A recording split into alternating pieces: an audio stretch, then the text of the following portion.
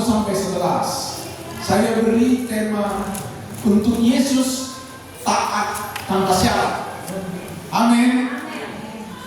Nggak usah hitung-hitungan, karena Tuhan pernah berhitung sama kalian dan saya. Amin. Baik, saya membuka Alkitab yang terjemahan baru yang kedua. Tapi nggak apa-apa, kalau ada perbedaan sedikit-sedikit nggak ada masalah. Saya baca ayat yang pertama, Ibu Bapak baca ayat yang kedua. Terlalu kecil ya? Kelihatan nggak ya? Kelihatan ya? Boleh lah, kelihatan ya? Kalau di sini memang terlalu kecil, tidak apa-apa. Saya baca ayat 1, kita baca sampai ayat 11 ya. Nanti di ayat 11 kita sama. Saya ayat 1, Ibu Bapak ayat yang kedua.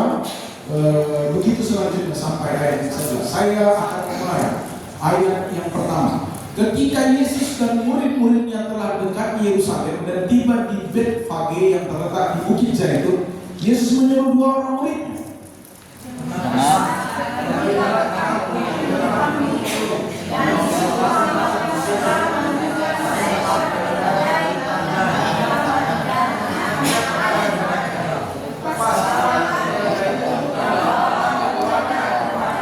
Jikalau ada orang menanyakan sesuatu, katakanlah Tuhan memerlukannya. Ia akan segera mengembalikannya. Hal itu terjadi supaya Katakanlah kepada putri Sion, lihat, rajamu datang kepadamu. Ia lemah lembut dan menunggang seekor keledai dan seekor anak keledai peperangan. Maka pergilah murid-murid itu dan berbuat seperti yang ditugaskan Yesus kepada mereka. Mereka membawa keledai itu bersama anaknya lalu mengawasinya dengan jubah luar mereka, dan Yesus pun duduk di atasnya.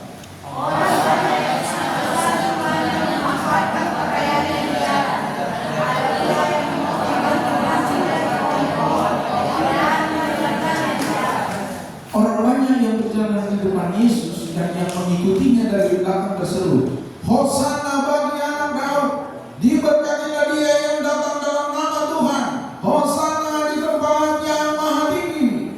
Dan ketika ia masuk ke Yerusalem, gemparlah seluruh kota itu, dan orang berkata, siapakah orang ini? Kita sama. Dan orang banyak itu menurut, Inilah Yesus dari Nazaret di Galilea. Demikian firman Tuhan. Sesungguhnya orang yang berbahagia adalah orang yang mau baca firman, mendengar firman, merenungkan, terlebih melakukan. Amin. Untuk Yesus, taatnya tanpa syarat.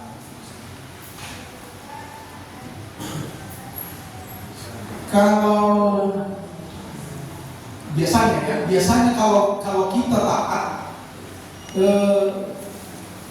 kalau kita sudah paham alasannya supaya kita taat, kita patuh kalau instruksinya masuk akal, jelas ya. Tapi di Matius 21 ini, Yesus, ini langsung sini. Ini. Di Matius 21 ini, Yesus memberikan instruksi yang aneh. Perintahnya nyeleneh. Pergi kalian ke kampung sana, cari keledai yang tertambat, lepaskan dan bawa kemari. Kira-kira yang disuruh itu merasa aneh gak perintah itu? Disuruh ambil keledai yang punya orang, itu resikonya dianggap pencuri. Alasannya sangat sederhana, Tuhan memerlukannya. Itu katanya. Apa itu cukup sama pemilik? Misalnya Pak Thomas punya keledai atau punya sepeda motor, nggak datang Pak Gem. Coba dulu Pak Osman ambil ke sepeda motor dari depan Pak Thomas itu, bilang aja Pak Gem lagi pergi. Nggak usah bilang gitu kan. Ini kan nggak kenal, mungkin lah dikasih pinjam. Kalau nggak kenal, tapi ternyata pencuri kan. Ini perintahnya nyeleneh. Kemudian yang disuruh ambil itu keledai. Keledai itu bagi bangsa Yahudi pada masa itu hanya untuk angkat beban, bukan untuk jadi tunggangan. Yang jadi tunggangan itu kuda. Jadi keledai itu sebenarnya hewan yang rendahan itu ya. Tidak masuk level untuk para pembesar, nggak masuk untuk tunggangannya para raja. Ini raja yang mau pakai tapi keledai, bukan kuda. Jadi ketaatan yang sejati itu justru diuji saat perintah Tuhan itu berbenturan dengan logika kita, berbenturan dengan keamanan kita. Ya betul, pencuri itu kan gak aman. Amin. Siapa yang mau disuruh ngambil barang orang dan itu nggak ada jaminan, sewanya pun gak dibayar, itu mencuri. Itu kan menyangkut kita di luar keamanan kita itu, perintah itu kan. Kemudian di sana ada melampaui harga diri, ya disuruh-suruh ngambil barang orang itu kan aneh gitu kan. Apalagi ya, soalnya majelis gereja malah disuruh ngambil keledai tanpa permisi, itu melampaui harga diri selama majelis. Kemudian ini ada ketidaknyamanan ketika disuruh mengambil itu. Jadi ketaatan yang sejati itu sesungguhnya diuji saat perintah yang dibuat Tuhan itu berbenturan dengan logika kita, keamanan kita, harga diri kita, dan kenyamanan kita. Bapak Ibu, taat itu bukan berdebat, tapi melepaskan tambah. Memang kata-katanya kadang-kadang membuat kita, apa iya benar begini ya? Kalau kita baca ayat 2-3 itu kan, pergilah ke kampung di depanmu dan di situ kamu segera akan menemukan seekor keledai betina tertambat dan anaknya ada di dekatnya. Lepaskan kedua keledai itu dan bawalah kepadaku. Jikalau ada orang yang menanyakan sesuatu, katakan Tuhan memerlukannya. Yesus menyuruh mereka melepaskan keledai itu. Sering sekali sebelum kita bisa memakai kuasa Tuhan, kita harus berani melepaskan apa yang selama ini tertambat di dalam hidup kita. Logika kita sebenarnya terlalu rumit. Tahukah Bapak Ibu di mana tempat yang paling ribut di dunia? Di mana tempat yang paling ribut di dunia? Di pikiran. Ya, itu tepat sekali. Ya, inangnya betul sekali. Bukan di mall, bukan di tempat pesta orang Batak yang banyak musik tiupnya dengan apa. Itu nggak terlalu ribut, tetapi tempat yang paling ribut di sini. Bangun pagi, kan di sini sudah langsung ribut kan? Buka handphone, buka chat, buka TikTok kan? Atau buka Instagram kan itu jadi dalam pikiran ini bergumul. Atau masa air panas untuk mandian Pak Thomas kan gitu kan? Atau menyiapkan sarapan untuk anak-anak mau berangkat sekolah, atau menyapu rumah, atau saya harus berdandan. Di sini semua banyak keributan itu terjadi. Makanya memang benar ada banyak sekali yang belum bisa kita lepaskan dari diri kita kalau kita bawanya logika, pikiran. Tetapi di sini taat bukan berdebat, tapi melepas tambah. Memang benar ketaatan yang paling murni itu seringkali adalah ketaatan yang paling sunyi.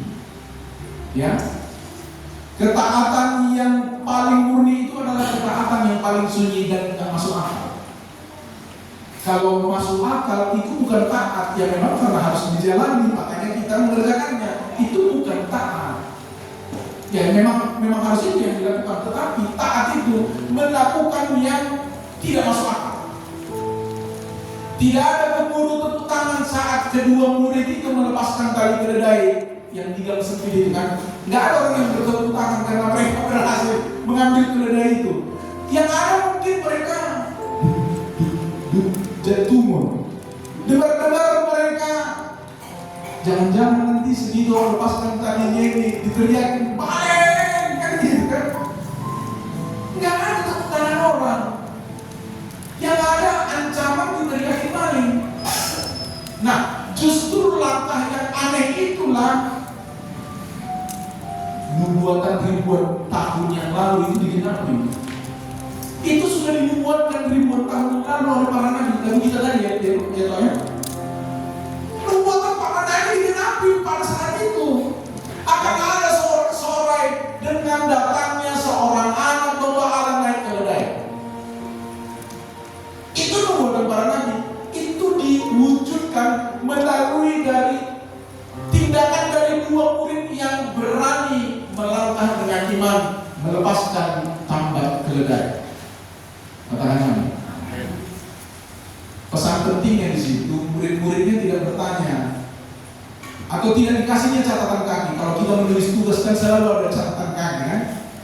Atau syarat kepada Tuhan. Kan kita sering berkata begini, Tuhan, saya akan taat asalkan titik dan seterusnya. Ada di situ asalkan, begitu kan? Saya akan taat asalkan ya Tuhan kasihlah, gantilah, masa terus-terusan naik seninya ini mau kan gitu. Tapi ketaatan yang radikal berkata begini, Tuhan, saya akan lakukan meskipun. Tuhan, saya akan lakukan walaupun. Tuhan, saya akan lakukan sekalipun. Amin.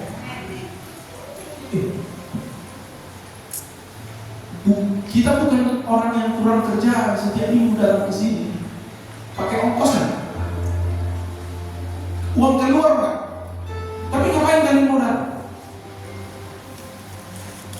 Itu namanya Tuhan, saya akan lakukan meskipun. Itu ketaatan yang radikal. Amin.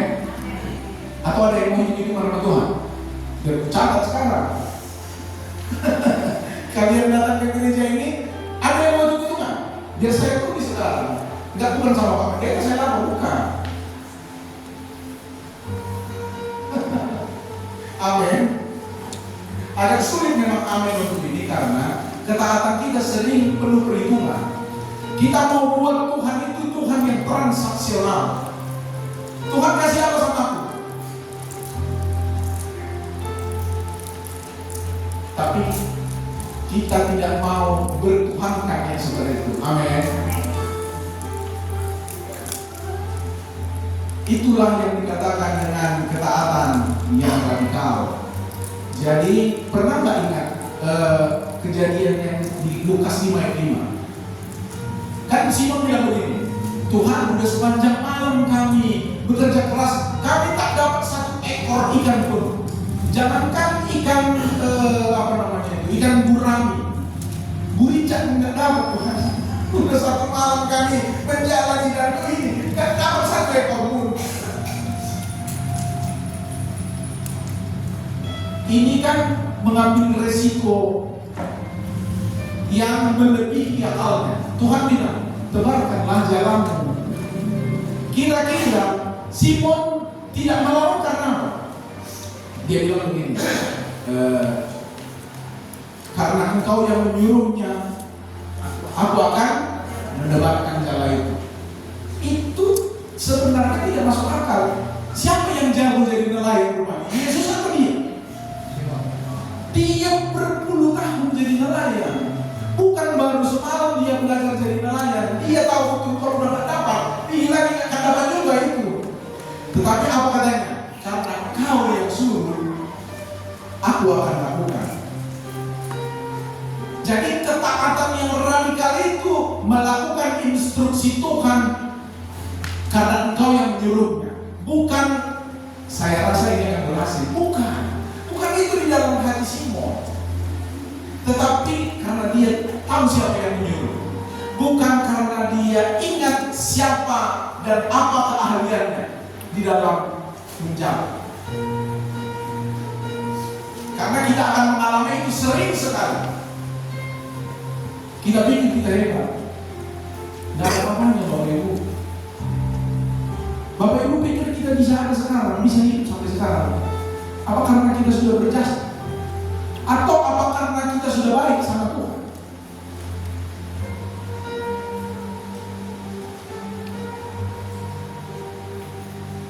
Saya lanjutkan.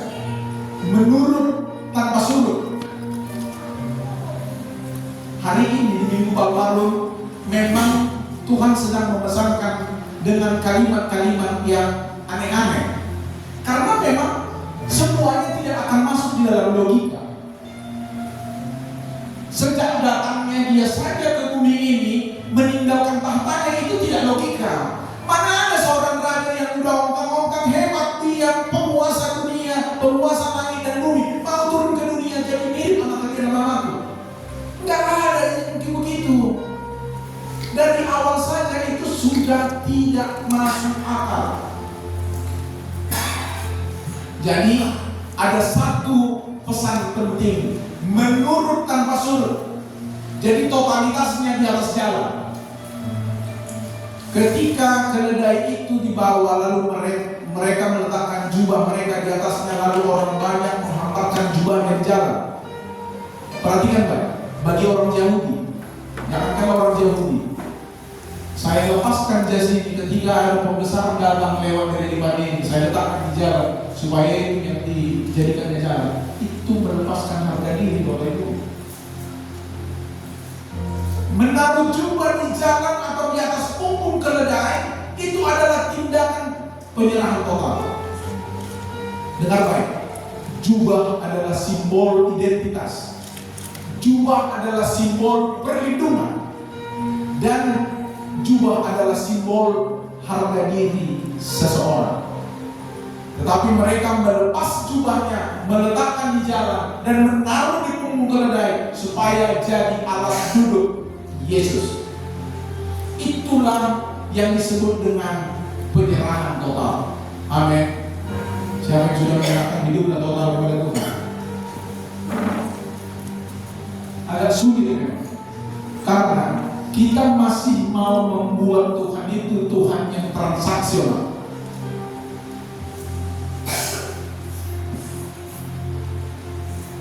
Tuhan tidak pernah menjawab keinginan. Tuhan hanya jawab kebutuhan. Amin.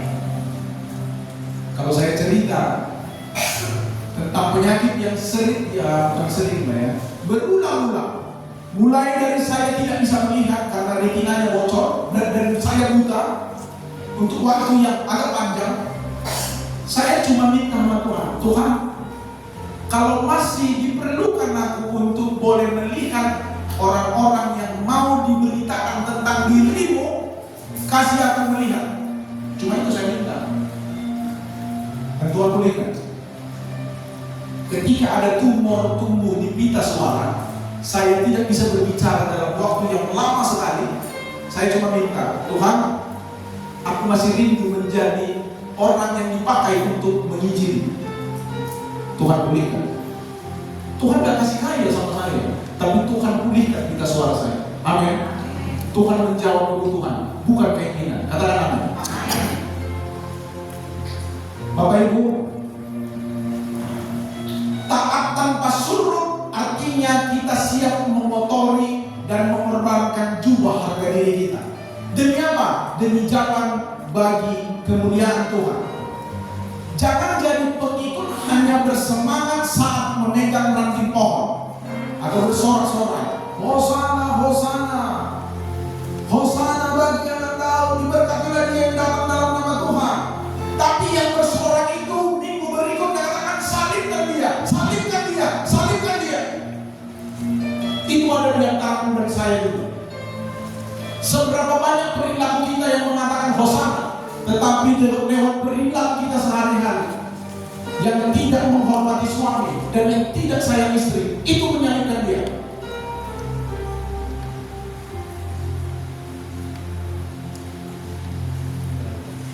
Taat tanpa surut artinya kita siap mengotori dan mengorbankan jubah harga diri kita demi jalan kemuliaan Tuhan. Jangan jadi pengikut hanya bersemangat saat bersorak-sorai, Hosana, Hosana. Ingat di Lukas 9 ayat 62. Tetapi Yesus berkata begini, setiap orang yang siap membajak tetapi menoleh ke belakang, apa katanya? Dia tidak layak untuk kerajaan Allah. Korelasinya, poin menurut tanpa surut, ini sangat kuat. Meletakkan jubah kita itu artinya harta kita, identitas kita di atas jalan, di atas punggung keledai, itu adalah tanda kita tidak usah mengambil jalan.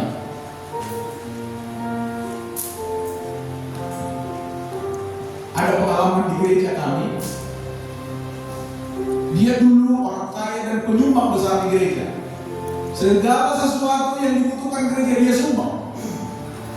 Satu ketika ada pergumulan di dalam gereja dan dia berseteru dengan gembala. Dia minta keluar dari gereja dan semua yang dia sumbang termasuk sound system dibawanya keluar pulang. Saya rasa di sini tidak ada. Cuma di tempat kami yang ada begitu. Saya tidak tahu orang di mana sekarang dan jadi apa dia. Dia orang kaya. Ada banyak sekali yang dia berikan untuk gereja. Tapi begitulah kejadiannya. Ketaatan tanpa syarat tidak menyisakan ruang untuk jalan pulang dengan baik. Kalau kita sekali berjalan terus ikut dia, jangan pikirkan jalan pulang, tetapi pikirkanlah jalan pulang dari bumi dan langit dan bumi yang baru. Amin.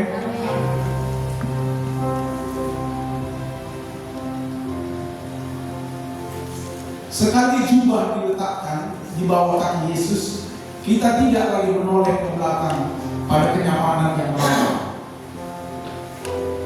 Jadi kalau masih ada kita dengar firman yang disampaikan ikut Yesus itu akan kaya raya, nyaman, semua akan terpenuhkan, berlimpah-limpah. Oke, kehidupan berlimpah tidak selamanya diukur dengan kekayaan. Kita bukan penganut teologi kemakmuran. Kita adalah orang-orang yang diselamatkan. Keselamatanmu dan keselamatanku itu lebih dari hidup. Katakan amin. Baik. Tadi kita sudah cerita tentang totalitas senjata segala. Lukas 9 ayat 60. Nah, apa sebenarnya hasil dari ketaatan yang aneh? Saya katakan ketaatan si dua murid tadi mengambil keledai yang pertama itu ketaatan yang aneh. Ayat 10 sampai 11. Ketika ia masuk ke Yerusalem, gemparlah seluruh kota. Gempar. Garis bawah kata gemparlah seluruh kota itu dan orang berkata, siapa orang ini? Kenapa dia membuat semua orang heboh? Ribuan orang tumpah ke jalan. Prabowo datang sekarang, belum tentu puluhan ribu orang datang ke jalan itu. Karena ada satu yang suka sama MBG kan. Ada yang kasih, kan itu kan bikin orang makanan kasih ini kan gitu kan. Tidak semua orang suka, tapi ada juga yang suka karena memang ya, di rumah kami nggak sarapan, tiba-tiba sampai di sekolah dikasih anak kami makan. Ada juga yang suka, tapi ketika Yesus akan datang naik keledai, ribuan orang satu kota gempar. Nggak ada pejabat yang datang kayak gitu, nggak ada. Belum pernah ada. Ayat 11, orang banyak itu menyahut, inilah Nabi Yesus dari Nazaret di Galilea. Amin. Berikutnya begitu.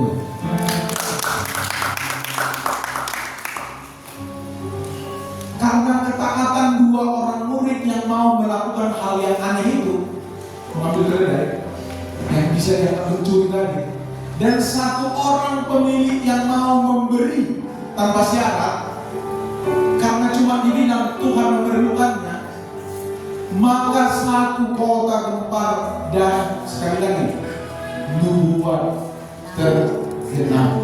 Amin. Saya senang sekali dengan berpikir kita tadi nubuatan para nabi digenapi hari ini. Amin. Haleluya. Jadi pesan utama bagi kita, ketaatan kita yang kelihatannya kecil dan tidak logis itu adalah kunci pembuka bagi kegemparan rohani yang besar. Bapak Ibu, saya mau memberi ilustrasi dulu.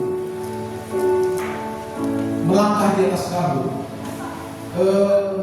Di daerah Panakapan Kiri kan, yang kadang-kadang kita kayak berjalan di atas sawah kan, ya pakainya di Muara ya, di Muara. Jadi perhatikan baik. Bayangkan seseorang yang diminta berjalan menyeberangi jurang, kalau adalah jurang, dibikin jembatannya di atas sebuah papan kayu yang tertutup kabut tebal. Dia tidak bisa melihat ujung jembatan itu. Dia tidak tahu apakah papannya rapuh atau papannya memang papan bekas kontainer yang potong-potong itu kan. Kan banyak papan-papan yang lebar-lebar di sini. Dia tak tahu semuanya itu. Tetapi ada suara sang guru berkata begini, melangkahlah, aku yang memasang papannya. Ketaatan tanpa syarat itu bukan berarti dia menutup mata menyeberangi jembatan itu lalu jatuh. Bukan. Ketaatan itu bukan ketaatan yang buta, tetapi ketaatan yang menundukkan logikanya, yang harusnya dia merasa takut, tetapi dia berupaya melangkah satu demi satu. Setiap kali kakinya menginjakkan papan jembatan itu, kabut itu tersingkap hanya untuk satu langkah di depan. Dia tidak perlu melihat seluruh jembatan itu untuk sampai ke seberang. Dia hanya perlu percaya kepada si pembuat jembatan itu. Amin. Makanya Mazmur 119, Tuhan bilang apa? Firman-Mu pelita bagi kakiku dan terang bagi jalanku. Tuhan tidak bilang firman-Mu itu lampu sorot bagiku. Tuhan tidak kasih lampu sorot supaya bisa kita lihat jauh ke depan, tetapi Tuhan berikan pelita supaya bisa kita lihat itu adalah hanya sekitaran yang mau kita langkah. Supaya apa? Pesannya, kau perlu Tuhan setiap saat. Amin.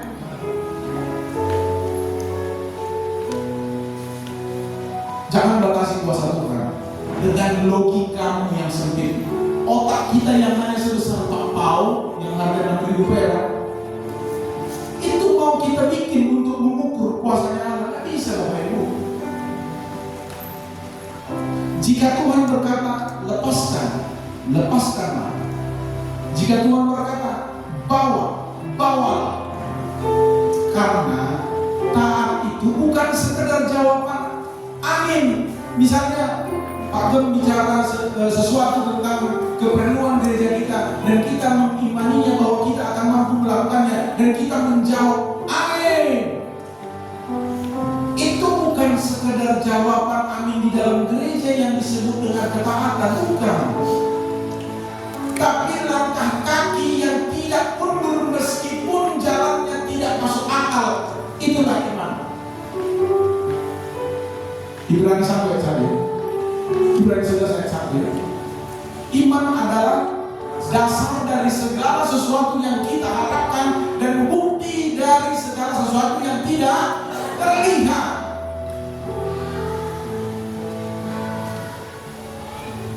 Kalau misalnya ingat nggak pemilik keledai tadi? Dia memberikan aset transportasinya kepada orang asing hanya karena satu kalimat, Tuhan memerlukan. Itu seperti seorang, misalnya Pak Gem kan, dikasihnya kita cek kosong yang sudah ditandatangani, tapi dia serahkannya kepada Tuhan. Dia tidak bertanya mau diisi berapa nih nantinya. Dia hanya tanda tangan saja, ceknya itu kosong. Atau mau dipakai buat apa uangnya?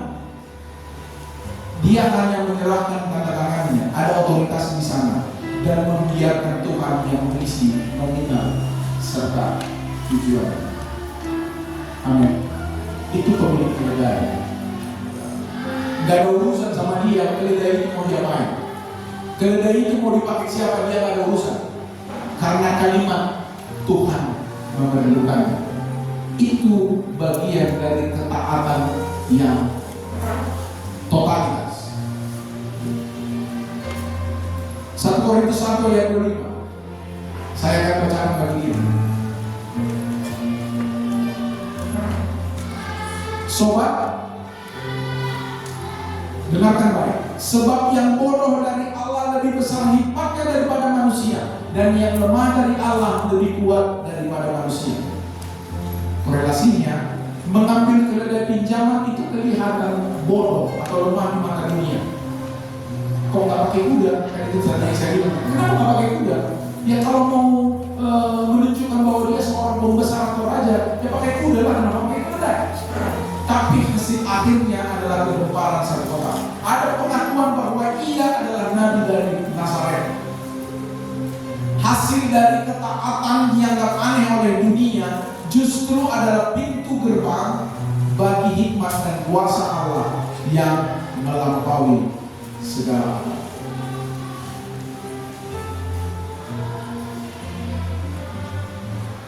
Bapak Ibu, jangan menunggu logikamu setuju baru kita melangkah.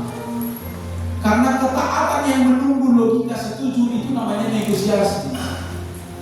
Kan kalau kita bernegosiasi, tunggu masuk akal kita, dia kasih apa, saya dapat apa, kemudian apakah itu menguntungkan, baru deal, tanda tangan, jalankan kontrak perjanjian, kan begitu kan? Itu namanya negosiasi.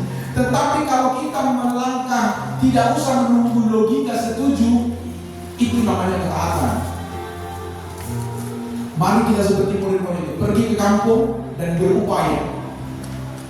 Lepaskan tambatan keledai itu, lalu bekerja dan bawa keledainya supaya berbakti.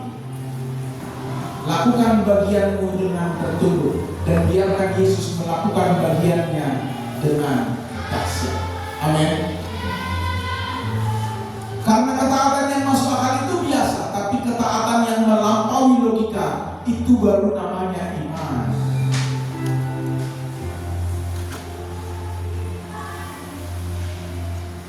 Bapak Ibu, saya mau tutup dengan satu kalimat ini.